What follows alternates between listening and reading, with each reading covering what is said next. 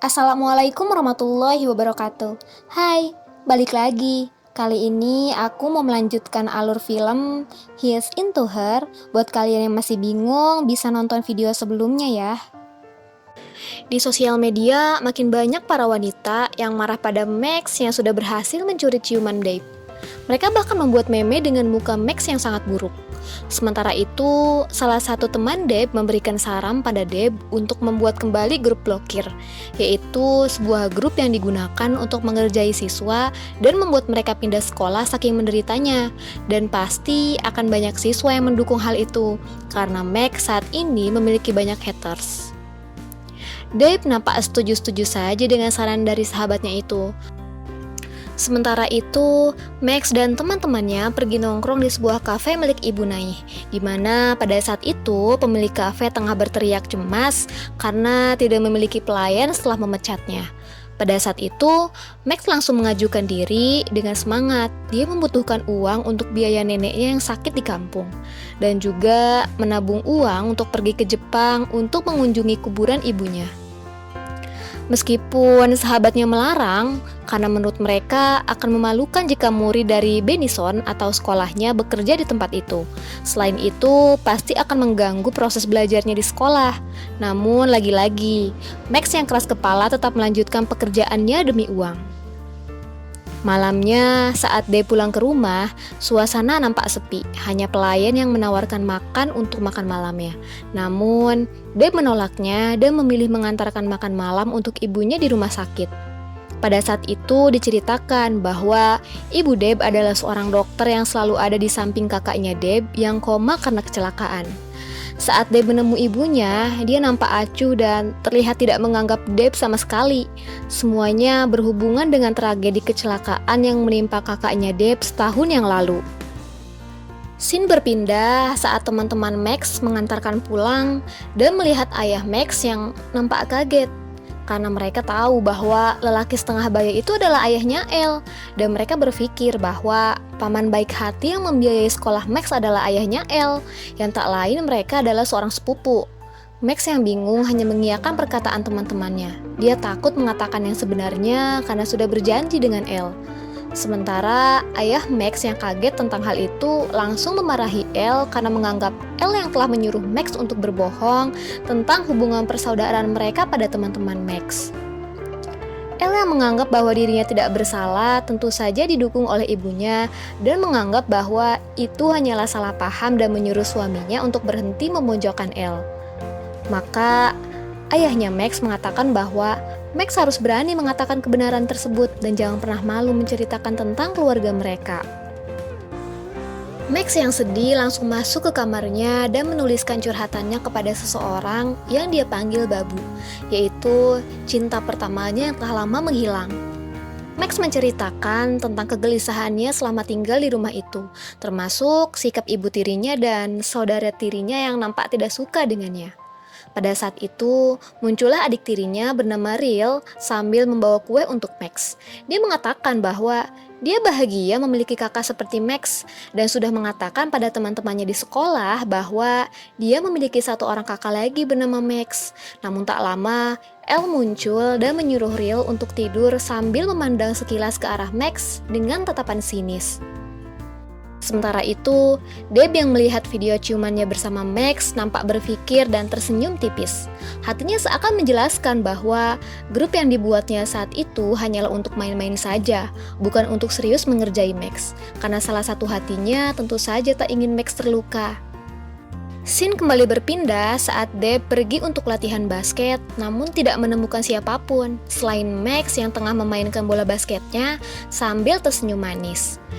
Deb yang belum pernah melihat Max cantik itu tentu saja terpesona dan mendekat ke arahnya.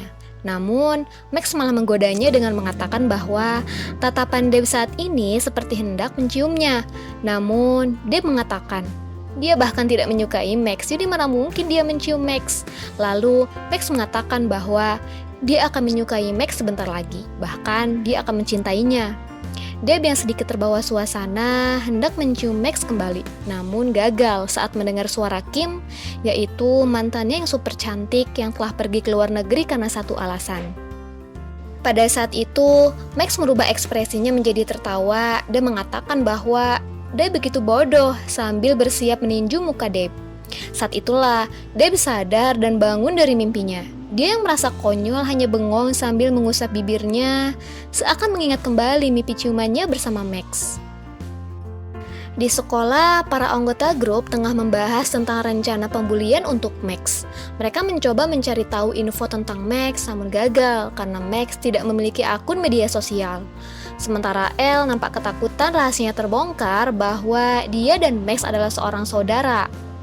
Setelah selesai rapat, dimulailah operasi nomor 1 yang mereka sebut sebagai Operasi Jalan Sampah Taguro. Yang artinya mereka menyebutkan bahwa kampung halaman Max di Taguro adalah sebuah sampah dan secara langsung mengatakan bahwa Max adalah bagian dari sampah itu. Makanya mereka melempari Max dengan sampah ketika dia tengah berjalan di sekolah. Operasi kedua yaitu bernama Whip Whip Horai, yaitu menuangkan cairan putih ke atas tubuh Max saat dia berjalan di koridor. Max yang dilempari cairan secara tiba-tiba tentu saja tidak dapat menghindar. Deb yang melihatnya hanya tersenyum tipis yang disambut dengan tawa terbahak-bahak dari teman satu gengnya. Semua operasi itu diunggah ke akun media sosial dan Max menjadi bahan tertawaan seluruh siswa. Siangnya, saat di perpustakaan, Deb memandang Max yang tengah tertidur pulas. Teman-temannya mengatakan bahwa pandangan Deb nampak berbeda.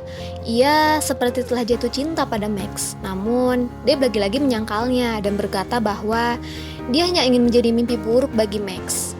Saat itulah terfikir rencana untuk mengerjai Max yang tengah tertidur, yaitu menaruh permen karet di atas rambutnya. Saat Max terbangun, sayangnya Max tidak panik dan menggunting rambutnya dengan santai sambil meninggalkan geng itu yang nampak terheran-heran karena Max begitu kuat dan tangguh.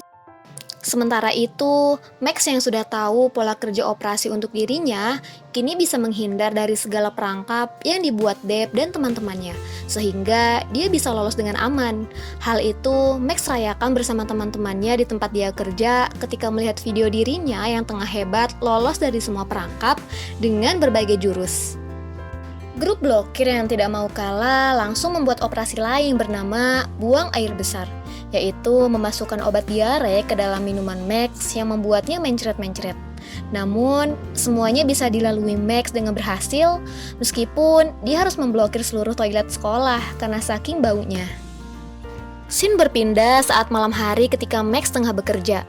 Dia mendapatkan perintah untuk mengantarkan pesanan makanan ke sebuah tempat, di mana ternyata tempat itu adalah alamat palsu, yang berarti Max harus membayar $10 dari total pesanan itu.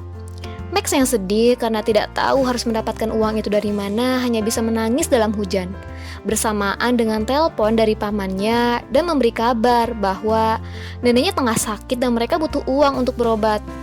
Max hanya berjanji bahwa dia akan mendapatkan uang itu secepatnya sambil menahan tangis. Untungnya, air mata Max tertutup air hujan yang jatuh dengan derasnya. Dia tahu siapa pelaku sebenarnya, yang tak lain pasti Deb dan grup operasinya. Dengan marah, Max menuju tempat latihan Deb dan melemparkan seluruh pesanan seharga $10 itu ke atas mobil Deb. Max menangis sambil berkata bahwa Deb boleh mengerjainya puluhan kali. Deb juga boleh menaruh banyak obat diare di minumannya. Tapi jangan pernah mempermainkan pekerjaannya, karena pekerjaan itu sangat berarti untuknya. Dia membutuhkan uang itu untuk biaya neneknya yang tengah sakit di kampung.